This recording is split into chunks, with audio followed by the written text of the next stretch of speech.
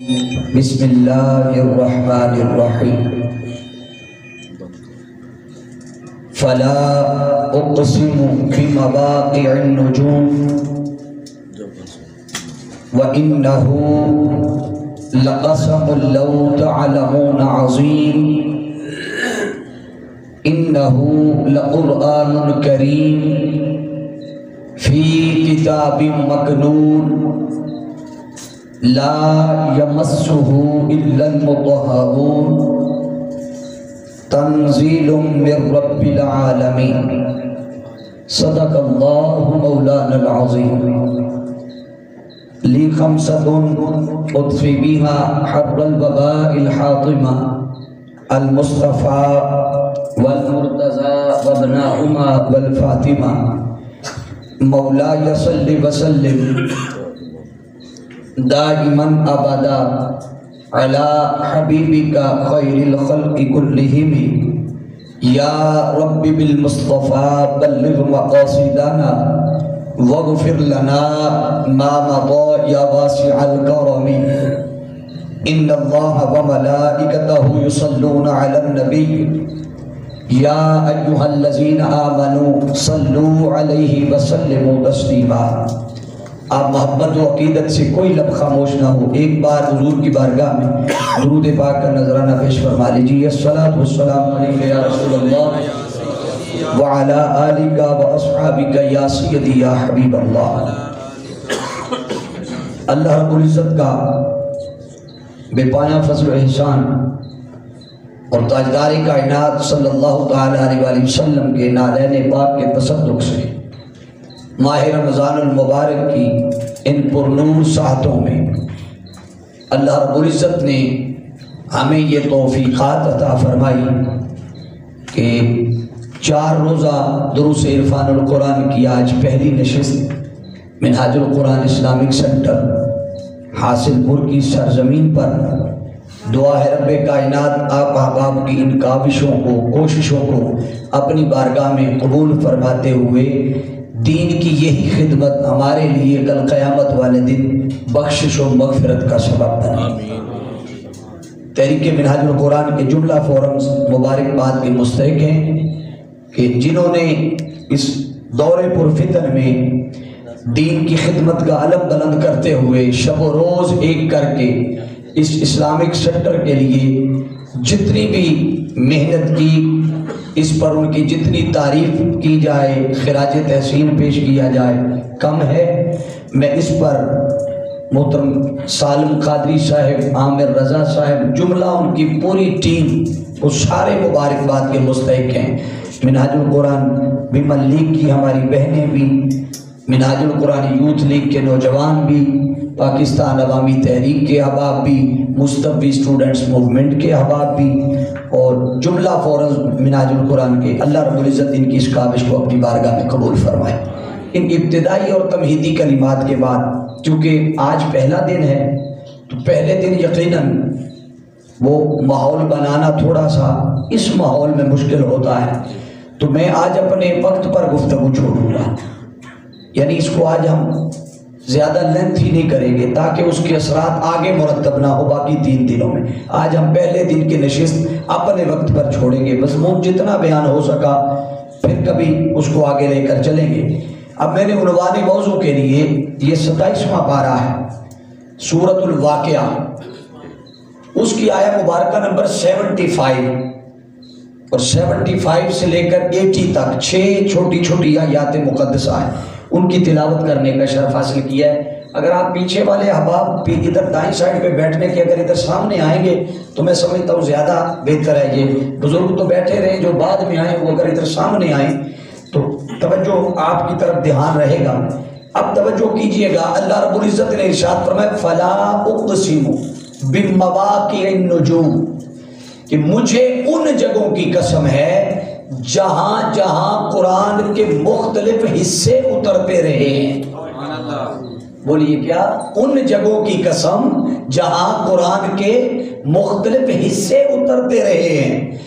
وَإِنَّهُ لَقَسَمٌ لَوْ تَعْلَمُونَ عَظِيمٌ، اور اگر تم جان سکو اور پہچان سکو اور معرفت پا سکو تو یہ جو میں قسم کھا رہا ہوں وَإِنَّهُ فَلَا أُقْسِمُ کے ذریعے یہ جو میں قسم اٹھا رہا ہوں، فرمایا یہ قسم بھی عظیم قسم ہے. توجہ ہے نا سب کی، یہ قسم بھی بڑی عظیم قسم ہے.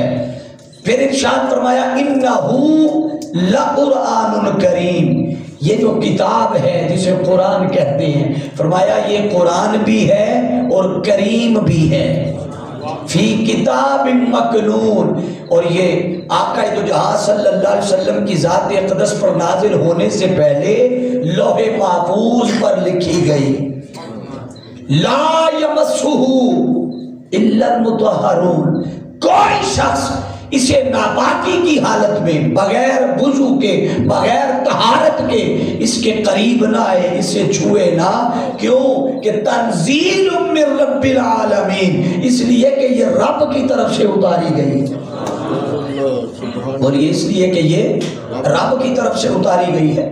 اب حاضرین محترم، یہ آپ کے سامنے میں نے ان آیات کا ترجمہ اور مفہوم رکھا ہے.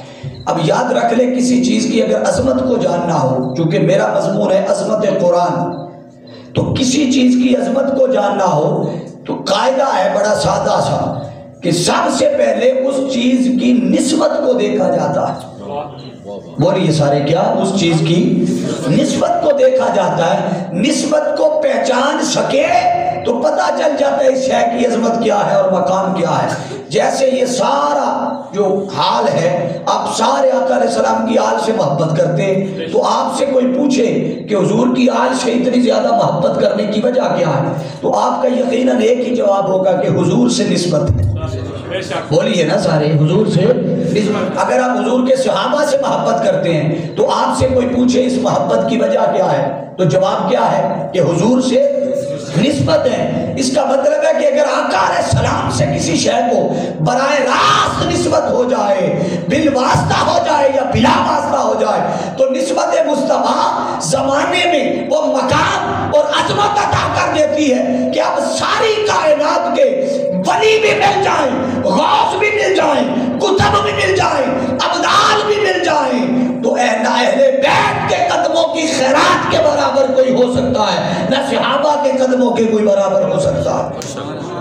کیوں؟ اس لیے کہ انہیں نسبت نصیب ہو گئی. اب دھیان میری طرف رکھنا ہے آپ نے، لوگ آئیں گے بھی جائیں گے بھی، مضمون اہم ہے اور جملے بھی خاص ہیں، تو میں چاہوں گا کہ ایک ایک جملے پہ توجہ رہنی چاہیے آپ کی. اب دنیا میں جتنی کتابیں بھی آئیں، بولیے دنیا میں سارے بولیے، جتنی کتابیں اربوں کھربوں کروڑوں ماضی میں آتی رہی ہیں یا حال میں آ رہی ہیں یا مستقبل میں آتی رہیں گی، آپ جتنی بھی آ جائیں وہ ساری دنیا کی کتابیں مل کر بھی قرآن پورا تو درکنار، قرآن کی کسی ایک آیت کا مقابلہ بھی نہیں کر سکتی.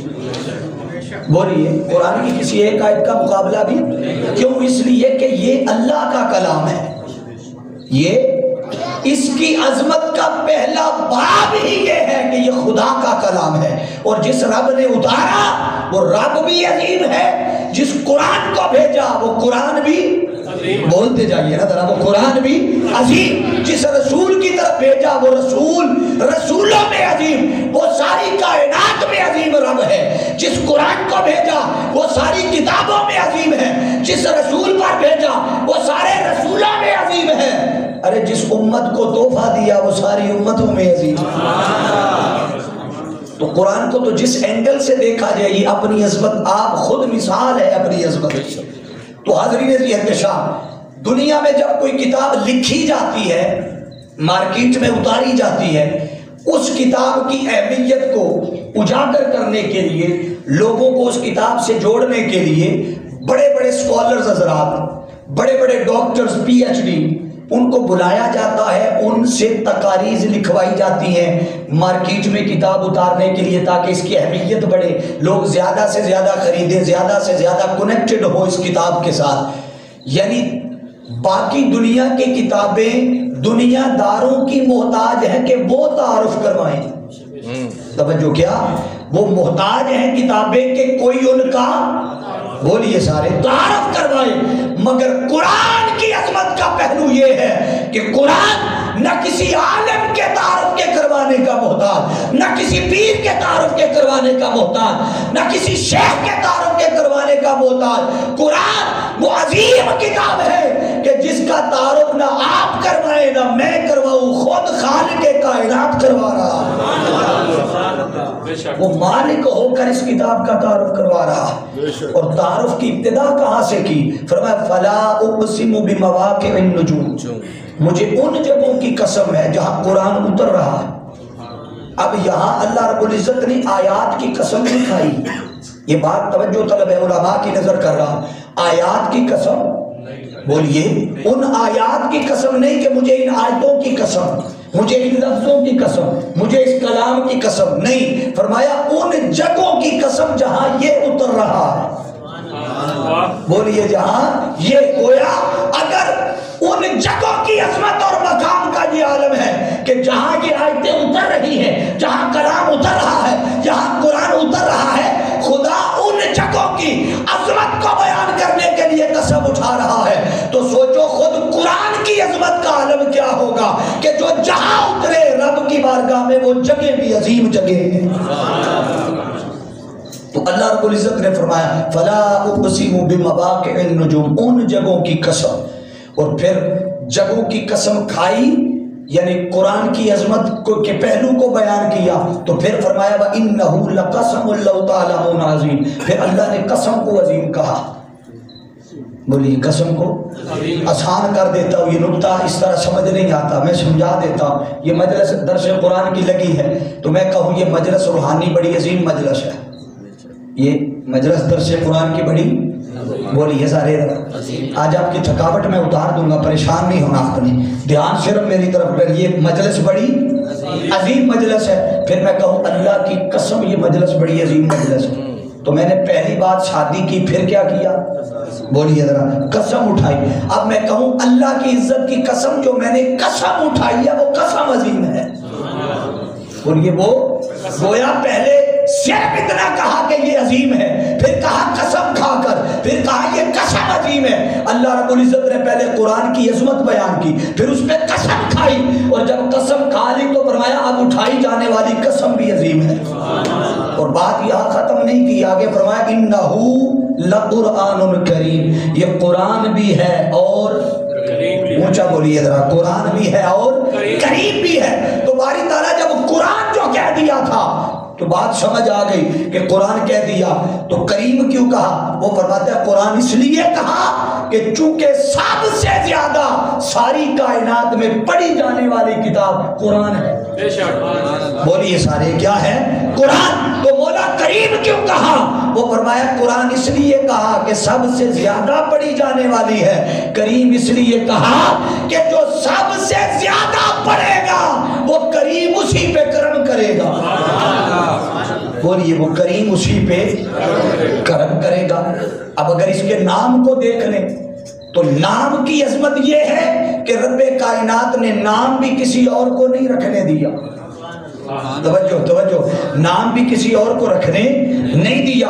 آپ لائبریریوں میں چلے جائیں، مارکیٹ میں چلے جائیں، 19-20 کے فرق سے ایک ہی نام پر کئی کتابیں ملیں، مگر شرق سے لے کر غرب تک دنیا کی ساری لائبریریاں، مکاتب، مدارس چھان مارے، پوری روئے زمین پر قرآن نام کی ایک ہی کتاب ملے گی. بولیے قرآن نام کی ایک ہی کتاب ملے گی. آخر وجہ آپ اگر چلے، آپ اگر تورات کا مطالعہ کریں، کسی کو اگر تقابل ادیان کا کوئی اسٹوڈنٹ ہو، طالب علم ہو یا M Phil P H D کا اسٹوڈنٹ ہو تو یقیناً ان کے مطالعہ میں رہتی ہے دیگر کتب بھی. تو آپ اگر تورات کا مطالعہ کریں، اس کا موجودہ نام ہے خمسہ موسوی. کیا ہے وہ؟ پانچ کتابوں پر، 5 جلدوں پر مشتمل ہے. یا اناجیل اربع کا مطالعہ کریں، ان ساری کتابوں میں، ساری جلدوں میں، سارے حصوں میں انہی کتابوں کا اصل نام بھی موجود نہیں. بولیے ان کا اصل نام بھی ان کو وہاں سے آپ کو نہیں ملے گا. مگر قرآن کی عظمت ہے کہ آپ قرآن پڑھتے جائیں، کہیں ایسا نہیں ہوگا کہ آپ قرآن کا نام تلاش کرتے رہیں کہ جس کتاب کو پڑھ رہا ہوں اس کا نام کیا ہے. اللہ نے قرآن کے اندر قرآن کا لفظ 70 بار استعمال کیا ہے. بولیے کتنی بار؟ 70 بار قرآن کا نام اللہ نے قرآن کے اندر رکھا ہے. اب آپ کہیں گے بھی بات تو بڑی شاندار ہے، تو رب کائنات نے قرآن کا جیسے مثالیں 2-3 دے دیتا ہوں ورنہ درجنوں مثالیں ہیں وقت بچاتے ہوئے. ایک مقام پر اللہ رب العزت نے ارشاد فرمایا انہ لقرآن کریم. تو قرآن کو کیا کہا؟ پہلے قرآن کہا، پہلے قرآن کہا. اگلے مقام پر فرمایا بل ہوا قرآن مجید. توجہ ہے، بل ہوا لفظ بول دو ایسے بنے قرآن دا ایک لفظ پڑھ لو گے. بل ہوا قرآن مجید، پھر قرآن کہا. اگلے مقام پر پھر ارشاد فرمایا شہر رمضان الذی انزل فیہ القرآن، پھر قرآن کہا. تو جگہ جگہ لفظ قرآن کا استعمال کر کے تاکہ ہر کسی کو پتا چل جائے کہ اس کا نام قرآن دنیا داروں نے نہیں رکھا بلکہ خود خالق کائنات نے رکھا، خود خالق کائنات نے رکھا. اب حاضرین احتشام توجہ کیجئے گا، اگلا پہلو بتانے لگا ہوں قرآن کی عظمت کا. رب کے کتنے نام ہیں؟ بولیے 99. سارے بولیے نا. آپ کی مساجد میں عمومی طور پہ لکھے ہوتے ہیں. آقا علیہ السلام کے کتنے ہیں؟ 99. تو اللہ کے اپنے بھی نام زیادہ، رسول کے نام بھی زیادہ. تو کیسے ممکن تھا کہ قرآن کا صرف ایک ہی نام رہتا؟ توجہ، اللہ نے قرآن کو بھی 55 نام دیے. بولیے کتنے؟ آپ پریشان ہو جائے گے، ہم تو زندگی بھر ایک ہی سنتے رہے. آؤ چند ایک گنوا دیتا ہوں. اللہ نے قرآن کے مختلف نام عطا کیے. جب قرآن کی خوبیوں کو دیکھا، اوصاف کو دیکھا، کمالات کو دیکھا، تو رب کائنات نے الفرقان، یہ قرآن کا نام ہے. بولتے جائیے ذرا، یہ میں لفظ بولتا جاؤں گا، آپ نے کہنا یہ قرآن کا نام ہے، میں نام بولتا جاؤں. الفرقان، سارے بولیے الفرقان قرآن کا نام. الذکر قرآن کا نام ہے. الواعظ قرآن کا نام ہے. الرحمہ قرآن کا نام ہے.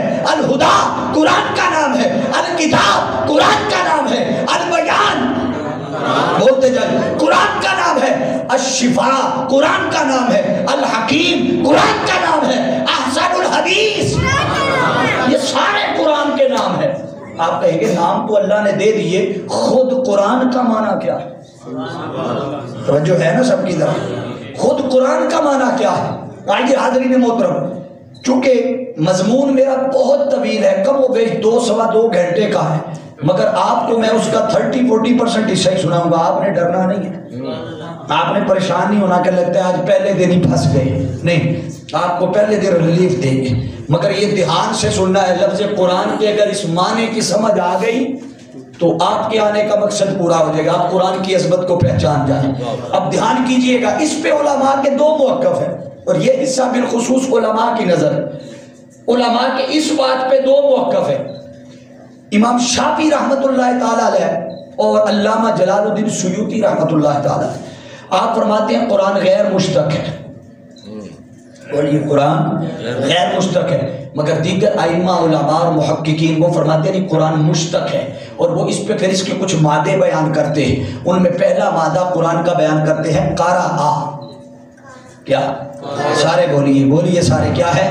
قرأ. دوسرا مادہ اس کا قرآن، تیسرا مادہ ہے قراءت، چوتھا مادہ ہے قرائن. میں 2 صرف آپ کے سامنے اس کی عظمت کے ابواب بیان کرتے ہوئے بیان کروں گا. پہلا ہے قرأ. تو اگر قرأ مادے کو لیا جائے تو آپ کہیں گے اس کا معنی کیا بنے گا؟ اس کا معنی عربی کی ایک عبارت آپ کے سامنے رکھ رہا ہوں، قرأ الماء فی الحوض، کہ حوض میں پانی جمع کیا گیا. ایک ایگزامپل دے رہا ہوں، حوض میں، یار آسان ہی ہے، اتنی ٹیکنیکل گفتگو نہیں، بڑی آسان ہے، مگر آپ نے بولتے جانا تاکہ خطاب آپ کے ذہنوں میں اترتا چلا جائے. قرأ الماء فی الحوض، حوض میں پانی جمع کیا گیا. اس لحاظ سے قرآن کے 2 معنی بنیں گے. پہلا کہ قرآن وہ کتاب جسے جمع کیا گیا، توجہ، جسے جمع کیا گیا. اور دوسرا معنی قرآن وہ کتاب، ارے جس کے اندر سب کچھ جمع کیا گیا. دونوں پہلو بڑے خاص ہیں کہ قرآن جسے جمع کیا گیا. آپ کہیں گے قرآن جمع کرنے کا مطلب تو یہ ہے کہ کچھ حصہ وہاں تھا، کچھ حصہ وہاں، کچھ حصہ وہاں. کیا ایسا ہوا؟ ہاؤ قرآن سے پوچھتے تو قرآن مجید کی آیت خود دلیل دے رہی ہے. قرآن نے فرمایا فَلَا أُقْسِمُ بِمَوَاقِعِ النُّجُومِ کہ مجھے ان جگہوں کی قسم جہاں قرآن کے مختلف تو بولتے نہیں نا کہ جہاں قرآن کے مختلف حصے اترتے رہے ہیں. ارے کبھی ایسا نہیں ہوا کہ اللہ نے فرمایا وہ میرے محبوب آج یہاں ٹھہرے رہنا، انتظار کرنا، وہی آئے گی. توجہ کیجئے گا، پابند نہیں، یہ نہیں کہا جبریل نے آنا ہے انتظار کرنا، میرے محبوب پورا مقام پہ آ جانا ہم تجھے وہی دیں گے. نہیں، فرمایا محبوب تو جہاں بھی ہوگا، تو مکہ میں ہوگا قرآن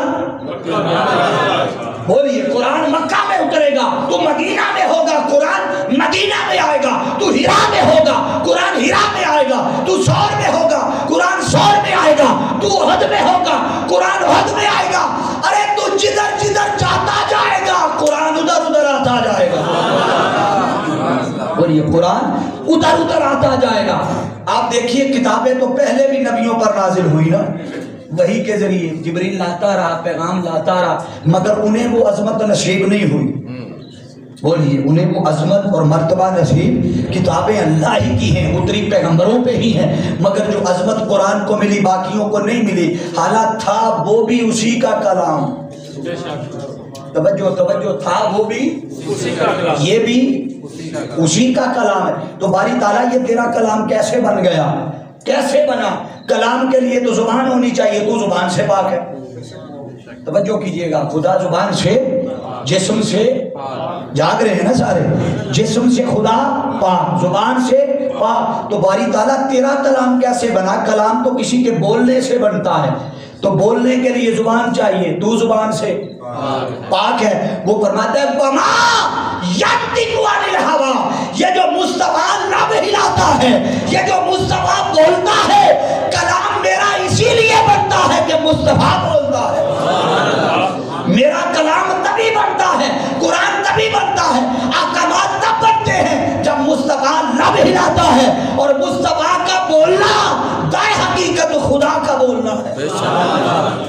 میرا کلام تب بنتا ہے جب کوئی لفظ زبان مصطفیٰ پہ آتا، وہ قرآن بنتا ہے. بولیے وہ کسی کے ذہن میں یہ بھام نہ رہے کہ شاید یہ قرآن اس لیے بنا کہ جبریل لائے تھے، اس لیے نہیں. باقی کلام کون لایا تھا؟ بولیے اگر بن جاتا ایسے قرآن بنتا ہوتا تو وہ بھی عظمت اور مقام اور قرآن بن جاتے. اس کا مطلب ہے کہ قرآن تب بنا جب کوئی لفظ زبان مصطفیٰ پہ آیا. بولیے جب کوئی لفظ زبان مصطفیٰ پہ آیا. اس کا مطلب ہے کوئی لفظ حضور کی زبان پہ آ جائے تو وہ زمانے میں مقام پا جاتا ہے. اگر لفظ زبان پہ آنے سے زمانے میں عظمت اور مقام پا جاتا ہے، سوچو جو مصطفیٰ کی نظر میں آ گیا. بولیے جو حضور کی نظر میں، ارے لفظ آ جائے تو قرآن بن جاتا ہے، جو مصطفیٰ کی نظر میں آ جائے وہ زمانے کا امام بن جاتا ہے. بولیے وہ زمانے کا. آپ بلال حبشی کو دیکھ لیں، ابو بکر و عمر کو دیکھ لیں، عثمان و علی کو دیکھ، وہ نظر مصطفیٰ میں آ گئے، توجہات مصطفیٰ میں آ گئے. حضور کی نظر پڑی تو وہ جو منڈیوں میں بکتا آ رہا تھا، حضور کی توجہ ہوئی، نظر پڑی تو پکڑ کے زمانے کا امام بنا دیا. مطلب کیا کہ جو لفظ زبان مصطفیٰ پہ آئے وہ قرآن بنتا ہے، جو حضور کی نظر میں آئے وہ امام بنتا ہے. سوچے اگر نظر میں آنے سے مقام ملتا ہے، سوچو جو مصطفیٰ کے دل میں آ گیا.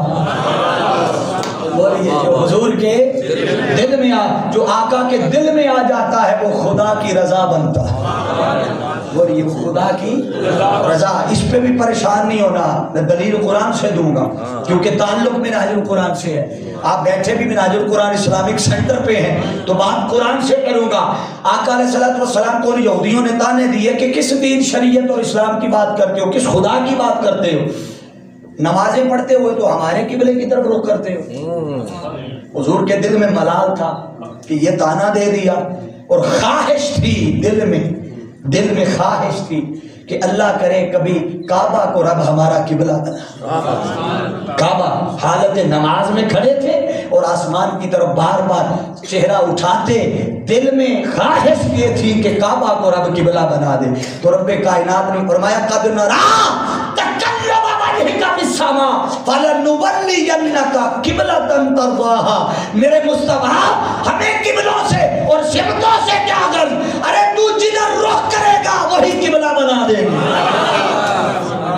گویا جو حضور کی زبان پہ لفظ آئے وہ عظمت پاتا ہے، جو نظر میں آئے وہ مقام پاتا ہے، جو دل میں آئے وہ رب کی رضا پاتا ہے، وہ رب کی رضا بن جاتا ہے۔ تو قرآن وہ کتاب جسے آپ کو گھما کے وہی لے کے آؤں گا، قرآن وہ کتاب جسے جمع کیا گیا، جہاں جہاں رسول جاتے رہے قرآن اترتا رہا، اللہ نے پھر اس سب کو اہتمام کے ساتھ اکٹھا کیا، ایک جگہ پہ جمع کیا۔ یہ پہلا معنی، ابھی ایک معنی بیان کیا ہے، تو آپ پہ سستی چھا گئی ہے، جاگ رہے ہیں، دایا ہاتھ اٹھا کے ایک دفعہ سبحان اللہ کہے پتہ چلے توجہ ہے۔ ابھی تو دوسرا معنی بیان کرنا ہے، وہ ہے قرآن وہ کتاب جس کے اندر سب کچھ جمع کیا گیا۔ سبحان اللہ بولیے، قرآن وہ کتاب جس کے اندر سب کچھ جمع کیا گیا۔ آپ کہیں گے قرآن کے اندر کیا سب کچھ جمع کیا گیا؟ اگر خطابی جملے دیتا رہوں گا تو ممکن ہے آپ بعد ازاں بھول جائیں، قرآن کی آیت پیش کر دیتا ہوں۔ اللہ رب العزت نے ارشاد فرمایا ہاں یہ جو مصطفیٰ پہ اتارا ہے وَنَزَّلْنَا عَلَيْكَ الْكِتَابَ تِبْيَانًا لِكُلِّ شَيْءٍ، فرمایا جو محبوب پہ اتارا ہے کائنات کی ہر شے ہم نے اس کے اندر بیان کر دی۔ بولی ہر شے اس قرآن کے۔ اب آپ کہیں کہ قرآن کے اندر اگر سارا کچھ ہے، اب توجہ کیجئے گا، یہاں تک تو آپ نے محبت والی اور قرآن کی عظمت والی باتیں سنی، اب کچھ حصہ تھوڑا سا جو درد بیان کرنا چاہتا ہوں وہ بھی توجہ سے سن لیں۔ آپ کہیں گے سب کچھ اگر قرآن میں ہے تو ہمیں کیوں نہیں ملتا؟ جاگ رہے ہیں نا، ہمیں کیوں نہیں ملتا؟ ہاں یہ انہی کو ملتا ہے جو تلاش کرتے ہیں۔ بولیے ذرا سارے، انہی کو ملتا ہے جو تلاش کرتے۔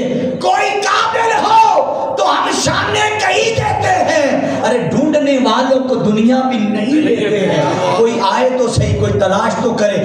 اللہ نے ایمان کا نور قرآن کے اندر رکھا ہے، تقویٰ کا نور قرآن کے اندر، عبادت کا ذوق قرآن کے اندر، آخرت کی فکر قرآن کے اندر، جنت کی خبر قرآن کے اندر، توحید کا پیغام بولتے جائیے قرآن کے اندر، عشق و ادب رسالت کے جام قرآن کے اندر، ستاروں کا علم قرآن کے اندر، سیاروں کا علم، گویا شرق سے لے کر غرب تک، آسمان سے لے کے زمینوں تک، کل کائنات کے علم، معارف، ثمرات، برکات اللہ نے اٹھائی اور اٹھا کے قرآن کے اندر جمع کر دی، اور فرمایا تفصیل کلی شیء، کوئی شے ایسی ہے ہی نہیں جس کی ہم نے تفصیل نہ بیان کی ہو۔ پھر اللہ نے اگلے مقام پر ارشاد فرمایا وَلَا رَتْبٍ وَلَا يَابِسٍ إِلَّا فِي كِتَابٍ مُبِينٍ، کائنات میں کوئی شے ایسی ہے ہی نہیں کہ جس کا تذکرہ ہم نے قرآن میں نہ کیا ہو۔ حاضرین ذی احتشام، اب توجہ، جب اللہ نے سب کچھ قرآن میں بیان کر دیا ہے، کوئی تو ہوگا نا جس کے پاس یہ سارے علوم ہوں گے، جاگتے رہنا جاگتے رہنا، کوئی تو ہوگا جس کے پاس یہ سارے علوم و معارف ہوں گے۔ آؤ بتاتا ہوں کس کے پاس ہے۔ حضرت عبداللہ ابن عباس رضی اللہ تعالیٰ عنہ آپ فرماتے ہیں لو دعانی اقاد بعین لوجدتہ فی کتاب اللہ، کہ فیضان مصطفیٰ سے، آقا کی توجہات سے، حضور کی صحبت سے، فیضان نبوت کی بارگاہ سے، آقا علیہ السلام کی بارگاہ سے جو فیض ملا، فرمایا وہ اتنا فیض تھا کہ میں قرآن سے اتنا جڑ گیا، قرآن سے اتنی نسبت ہو گئی، قرآن سے ایسا تعلق ہو گیا، اب میرے اونٹ کی رسی بھی گم ہو جائے تو میں قرآن سے رہنمائی لیتا۔ بولیے کس سے؟ قرآن سے رہنمائی لیتا۔ یہ بدبختی ہماری ہے کہ ہم قرآن کی معرفت کو نہ پا سکے، ورنہ اللہ نے قرآن میں ہر شے رکھی تھی۔ یہی وجہ ہے جب سے ہم نے قرآن سے سیکھنا چھوڑ دیا، قرآن سے لینا چھوڑ دیا، ارے قرآن وہ عظمت والی کتاب تھی کہ جس کے در پہ ہمیں لائنوں میں لگنا چاہیے تھا کہ میری باری آنے دو۔ بولیے میری باری آنے دو، میں بھی پڑھوں، میں بھی سیکھوں، میں بھی سمجھوں۔ جب سے اس طرز کو چھوڑ دیا، اس نہج سے پیچھے ہٹ گئے، اس فکر کو چھوڑ دیا، جہاں لائنوں میں لگنا چاہیے تھا جب اس سے پیچھے ہٹے اللہ نے ادھر لائنوں میں لگا دیا۔ اب توجہ ہے نا سب؟ جہاں لگنا چاہیے تھا جب اس کو چھوڑا تو اللہ نے ذلت و رسوائی کے لیے لائنوں میں لگا دیا. اب لوگ دھکے بھی کھا رہے ہیں, اپنے حقوق بھی نہیں مل رہے, اور دنیا میں ذلیل و رسوا بھی ہو رہے ہیں. وجہ کیا ہے؟ ہم نے قرآن کی فکر کو چھوڑ دیا. بولیے, قرآن کی فکر کو, قرآن کی عظمت کو بھول گئے. لوگوں آؤ, قرآن کی عظمت کو اگر پانا ہے, اس پہ امام شافعی ایک دعویٰ کرتے ہیں. امام شافعی رحمۃ اللہ تعالی, آپ فرماتے ہیں سلونی اما شئتم اخبرکم انہ فی کتاب اللہ. آؤ مجھ سے سوال کرو, مجھ سے کوئی سوال کرو, میں تمہیں جواب قرآن سے دوں گا. توجہ, کیا جواب؟ قرآن سے. جس شے کے بارے میں مرضی سوال کرو, وہ آسمانی ہو, وہ زمینی ہو, وہ شرق سے ہو, وہ غرب کی ہو, مادی ہو, غیر مادی ہو, وہ سائنسی ہو, جیسی بھی ہو, فرمایا سوال کرو. جواب کہاں سے؟ اونچا بولیے, جواب کہاں سے؟ قرآن سے. گویا امام شافعی کے قرآن سے تعلق کا یہ عالم ہے, اور قرآن سے فیض لینے کا یہ عالم ہے, قرآن پہ تفکر کا یہ عالم ہے, قرآن پہ تدبر کا یہ عالم ہے کہ ہر سوال کا جواب قرآن سے دیتے ہیں. اگر امام شافعی کے علم کا یہ عالم ہے, سوچو اس ہستی کے علم کا عالم کیا ہوگا جنہیں مصطفیٰ نے باب العلم بنایا ہے. جنہیں بولیے حضور نے, اونچا بولیے, باب العلم کہا. اس علی کے علم کا عالم کیا ہوگا, قرآن سے تعلق کا عالم کیا ہوگا. اگر علی کے مقام اور مرتبے کا یہ عالم ہے تو سوچو خود محمد مصطفیٰ کی شان کا عالم کیا ہوگا, جن کے سینے پہ قرآن اترتا رہا. بولیے, جن کے سینے پہ قرآن اترتا رہا ہے. تو اللہ نے ہر چیز قرآن کے اندر جمع کر دی. بولیے سارے, دو معنی قارا آ کے بیان کی ہے. قرآن وہ کتاب جسے دی گئی. ادھر یہ بنی کہاں سے؟ جب رب کائنات نے والضحیٰ کہا تو قرآن کی آیت بنی. حضور کے چہرے کا ذکر کیا تو قرآن کی, اونچا بولیے, واللیل کہا, زلف مصطفیٰ کہا تو قرآن کی, بولتے جائیے, قرآن کی آیت بنی. الم نشرح کہا تو قرآن کی آیت بنی. لا اقسم بہذا البلد, شہر مصطفیٰ کا تذکرہ کیا, قرآن کی آیت بنی. یہ 114 صورتیں وجود میں کہاں سے آئی؟ اللہ رب العزت نے تاجدار کائنات صلی اللہ علیہ وسلم کے ساتھ پا, حضور کی ہوا, حضور کے اسوہ, سیرت, رہن سہن, چال ڈھال, اٹھنا بیٹھنا, اس ساری ہر شے کو جمع کیا تو قرآن بنا دیا.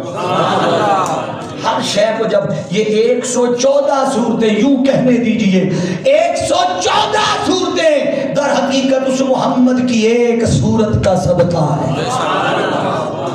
بولیے, اس محمد کی ایک اونچا بولیے, صورت کا صدقہ ہے.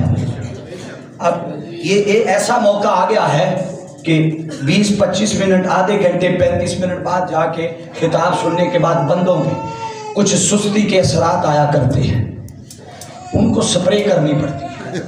کیا بولیے, ذرا پریشان نہیں ہونا. یہ وہ مرودوں والی سپرے یا مالٹے والی نہیں ہوگی, یہ سپرے تھوڑی سی روحانی سپرے ہے. جاگ رہے ہیں نا؟ اب جب دیکھیے اس ایک محمد کی صورت کے صدقے 114 صورتیں ملی, اس بات کی تائید جب مہر علی نے کی. جاگ رہے, شعر آپ کو میں نے سنانا ہے پر سادہ نہیں سنانا, خطاب قادری رنگ میں, شعر چشتی رنگ.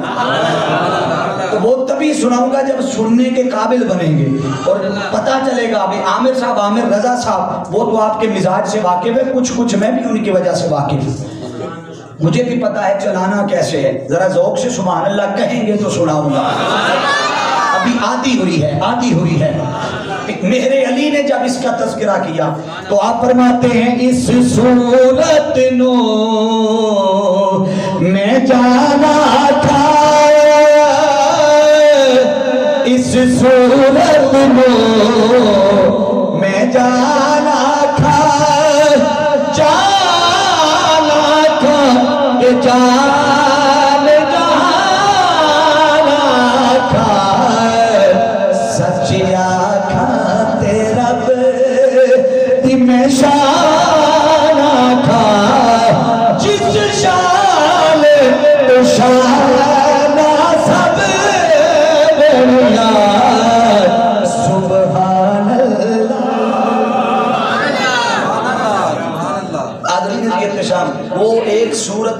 کے رب نے 114 صورتیں عطا فرما دی. تو حاضرین یہ انتشار قرآن کو قرآن اس لیے کہا کارانا، یہ معنی بیان کر رہا ہوں کہ ایک چیز کو دوسری سے ملایا تو قرآن کی آیتیں پھر رکوع بنتے گئے، پھر 114 صورتیں بنتی. اب توجہ کیجئے گا، یہاں دوسرے دو مادے میں بیان نہیں کر رہا، آگے حصہ خاص ہے. میں اپنے وقت پہ آج کی گفتگو سمیٹوں گا تاکہ کل آپ جب آئیں تو اپنے ساتھ اور لوگوں کو لے کے آئیں. وہ خاص بات ہے، اللہ نے قرآن کا ایک نام بیان کیا ہے، حکیم. سبحان اللہ. بولیے کیا؟ حکیم. اچھی بولیے ذرا کیا؟ حکیم. آپ کے علاقے میں حکیم کس کو کہتے ہیں؟ یار پریشان ہو گئے، روز دوائی لینے گئے ہوں گے، جاتے ہیں یا نہیں دوائی لینے؟ تو حکیم کس کو کہتے ہیں؟ جو علاج کرے، جو معالجہ کرے، جو تشخیص کرے، جو نبض دیکھے، جو دوائی دے، اسی کو کہتے ہیں. وہ ڈاکٹر کی صورت میں بھی ہو سکتا ہے، ایلوپیتھک کی شکل میں بھی ہو سکتا ہے، ہومیوپیتھک والا بھی ہو، وہ جس شکل میں بھی ہو تو اسے حکیم اسے کہتے ہیں جو دوائی دے. اللہ نے قرآن کو حکیم کہا. یہ بات سمجھانا چاہتا ہوں، قرآن کو بھائی حکیم کہا. اللہ رب العزت نے قرآن کا نام حکیم رکھا، فرمایا یہ حکیم ہے. تو باری تعالیٰ ہمارے یہاں تو حکیم دوائی دینے والا ہے، علاج کرنے والا ہے. کیا یہ تیرا کلام قرآن بھی کوئی علاج کرتا ہے، کوئی تشخیص کرتا ہے، کوئی دوائی دیتا ہے، کوئی شفا دیتا ہے؟ وہ فرماتا ہے یہ جو دنیا کے ڈاکٹروں کے پاس شفا لینے جاتے ہو، شفا تو وہاں بھی میں ہی دیتا ہوں. جانتے رہیے گا، شفا وہاں بھی میں ہی دیتا ہوں. آؤ آج قرآن کے ساتھ آپ کو جوڑ کے یہ بتانا ہے کہ دنیا کے جتنے ڈاکٹر ہیں وہ بعد کے ہیں، اصل شفا قرآن سے ہے. بولیے اصل شفا کہاں سے ہے؟ قرآن سے. قرآن نے فرمایا وَنُنَزِّلُ مِنَ الْقُرْآنِ مَا هُوَ شِفَاءٌ وَرَحْمَةٌ لِّلْمُؤْمِنِينَ. مومنوں تمہارے لیے رب نے قرآن کے اندر شفا رکھی ہے. بولیے قرآن کے اندر.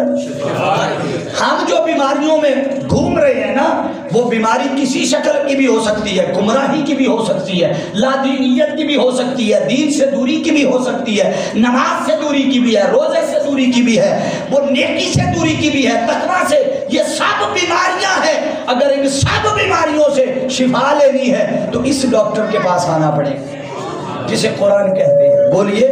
اور یہاں کچھ حصہ میں اپنی بہنوں اور بیٹیوں کے لیے بھی دوں گا.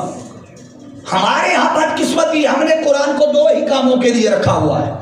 بولیے کتنے؟ بولیے اگر آپ یہ حصہ تھوڑا سا درد مندانہ ہے کہ ہم نے یا تو قرآن کو اس وقت استعمال کیا جب ہم کہیں پھنس رہے تھے تو اپنی قسم دینے کے لیے اور سچائی بیان کرنے کے لیے قسم اٹھا دی اور نکل گئے. بولیے ہم نے یہ کام کرتے ہیں کہ نہیں؟ قرآن کی قسمیں اٹھاتے ہیں یا نہیں؟ بولیے.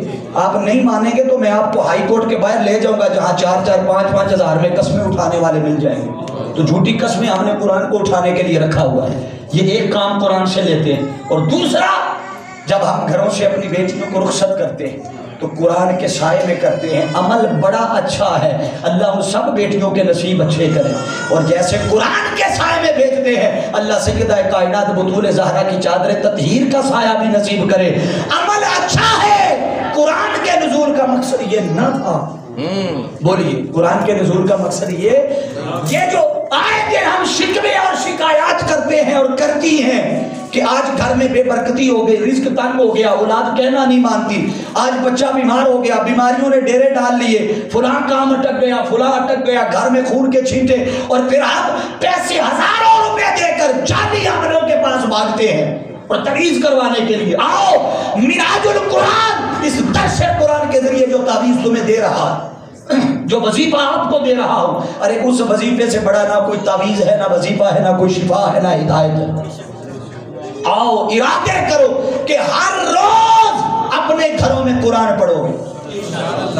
میں ہاتھ اگر کھڑے کروا لیے تو آپ کو وعدہ نبھانا پڑے گا، مگر نیت کرنے کے تو اجر تب تک ملے گا جب تک نیت رہے گی. بولیے ہر روز ارادہ کرو گھر میں قرآن کی. بولیے آپ صبح تلاوت کریں قرآن کی، سارے دن کی وبائیں، بیماریاں، بلائیں اللہ کی عزت کی قسم قرآن کی تلاوت کی برکت سے نہیں آئیں گی. بولیے قرآن کی تلاوت کی برکت سے. اور یہ بہنوں کو بھی میں نصیحت کروں گا کہ دائیں بائیں جا کر بھاگ کر تعویذ گڈھے کروانے کی ضرورت نہیں. اس سے بڑا وظیفہ کائنات میں ہے ہی کوئی نہیں. مگر بدقسمتی ہم نے قرآن سے رہنمائی لینی بھی چھوڑ دی. قرآن سے ہم نے محبتیں لینی بھی چھوڑ دی، نیکی کی خیرات لینی بھی چھوڑ دی، تقوی کی خیرات لینی بھی چھوڑ دی. یہی وجہ ہے. اب جملہ سنیے جو جملہ دے رہا ہوں، پلے باندھ لینا.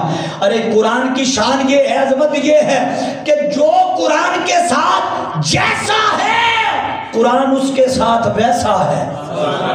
توجہ یار، قرآن اس کے ساتھ جو جیسا ہے قرآن اس کے ساتھ ویسا ہے. جو قریب آئے گا قرآن اس کے قریب آئے گا. کوئی 1 قدم آئے گا قرآن 10 قدم جائے گا. تو اگر 1 قدم بڑھنے کے بدلے 10 بڑھتا ہے تو 1 پیچھے ہٹے تو بولیے بھائی قاعدہ اصول تو ایک رہتا ہے، ہم قرآن سے پیچھے ہٹ گئے.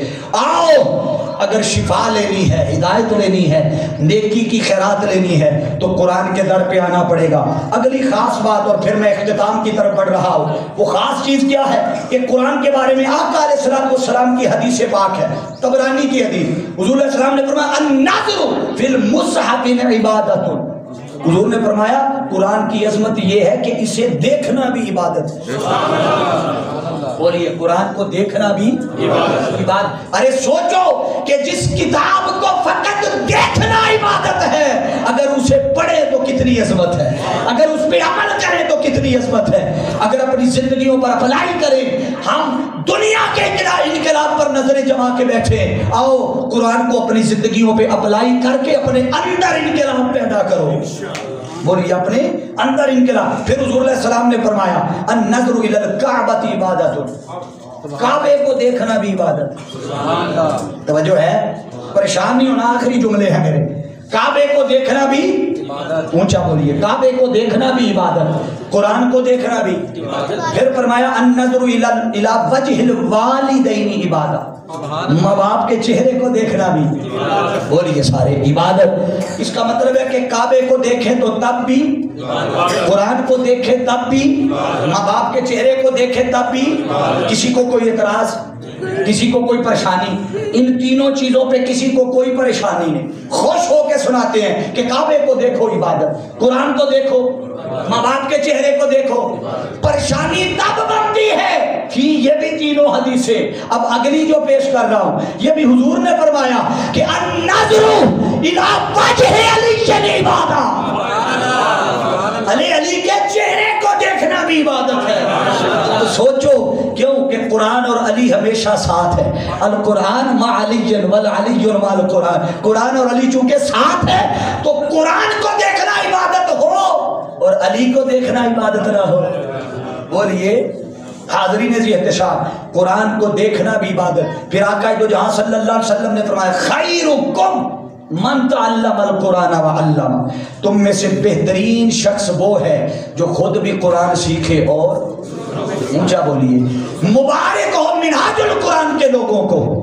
اب چونکہ میں اختتام کر رہا ہوں اور یہ پیغام دے کے بات ختم کر رہا ہوں، مبارک ہو ان کو، انہوں نے اپنی ساری زندگی حضور شیخ الاسلام کی سنگت سے، صحبت سے، اعتکاف میں، شہر اعتکاف میں، میلاد القرآن کے دیگر پروگراموں میں، شب بیداریوں میں، میلاد النبی کانفرنس سے جو قرآن حضور شیخ الاسلام کی سنگت سے سیکھا، جو صحبت سے سیکھا، وہ اپنی زندگیوں تک مقید نہیں رکھا، بلکہ آپ لوگوں کے اہتمام کے لیے کہ آپ کو بھی قرآن سے جوڑا جائے، آپ کے لیے بھی اہتمام کیا جائے، قرآن کی فکر آپ نے بھی منتقل کی جائے، قرآن سے فیض آپ کو بھی دلوایا جائے. آپ کے لیے 4 روزہ دروس عرفان القرآن کا انعقاد کر دیا تاکہ آپ بھی آئیں اور 4 دن جب مسلسل قرآن سنیں گے، قرآن سمجھیں گے، رب کی برکتیں بھی ملیں گی، رب کی رضائیں بھی ملیں گی. برکتیں بھی ملیں گی اور رضائیں بھی ملیں گی. حاضرین ذی احتشام، یہ وہ کام ہے جو آقا علیہ السلام کے صحابہ کیا کرتے، جو حضور سے آیات سیکھتے وہ اپنے تئیں نہیں رکھتے، آگے سکھاتے، لوگوں کو دعوت کی طرف بلاتے، دین کی طرف بلاتے. اب مجھے بتائیے جو مسجد میں اذان پڑھنے والا مؤذن ہے وہ دگنا ثواب لیتا ہے. کتنا؟ جو نماز پڑھنے والا ہے وہ صرف نماز کے پڑھنے کا ثواب لے کے جاتا. وجہ کیا ہے؟ اس لیے کہ جو مؤذن ہے اس نے حی علی الصلاۃ، حی علی الفلاح، آؤ فلاح کی طرف، آؤ کامیابی کی طرف، اس نے آنے کا ثواب بھی لیا ہے، دوسروں کو بلانے کا ثواب بھی لیا. ہو رہی ہے دوسروں کو بلانے. تو آپ آج آ گئے ہیں, آپ نے تو ثواب لیا ہے نماز کا, خود کے آنے کا, عبادت کا. آپ چاہتے ہیں کہ بلانے کا ثواب بھی ملے؟ بولیے, بلانے کا ثواب بھی ملے. تو کوئی شخص کل صرف اکیلا نہ آئے. آپ جب تک وہ اس نیکی پہ قائم رہے گا جس نیکی پہ آپ کسی کو لگائیں گے, وہ جب تک اس نیکی پہ قائم رہے گا تب تک اللہ کی بارگاہ سے اجر ملتا رہے. کل جب آئیں تو اکیلے نہیں آنا, ہر بندہ اپنے ساتھ ایک ایک, 2 کی توفیق ملے 2 لوگ لائیں, 1 کی ملے تو کم از کم ایک بندہ اپنے ساتھ. اور فیملیز کو بھی گھر میں نہ رکھے. یہ قرآن صرف مردوں کے لیے نہیں ہے سیکھنے کے لیے, یہ بہنوں اور بیٹیوں اور ماؤں کے لیے بھی ہے. جیسی آپ اس سے ہدایت لیتے ہیں اور رہنمائی لیتے ہیں, اس کا اہتمام. اور بہنوں سے بھی گزارش کروں گا کہ آپ بھی تو دائیں بائیں مجالس میں, محافل میں اور بہنوں بیٹیوں کو ساتھ لے جاتے ہیں کہ او فلاں گھر میں چلتے ہیں, تو ادھر جب آئیں تو اپنے ساتھ اور بہنوں اور بیٹیوں کو لے آئیں. اور یہی حصہ مردوں کے لیے, آپ بھی جب آئیں تو اپنے ساتھ اور بھائیوں کو بھی لے کے آئیں. جب آپ لے کے آئیں گے وہ اس نیکی پر قائم رہے تو اللہ کا فضل بھی ملتا رہے گا, کرم بھی ملتا رہے گا. دعا ہے رب کائنات اس قرآن کے نور سے ہم سب کے سینے منور فرمائے. اللہ میری اور آپ کی حاضری اپنی بارگاہ میں قبول و منظور فرمائے.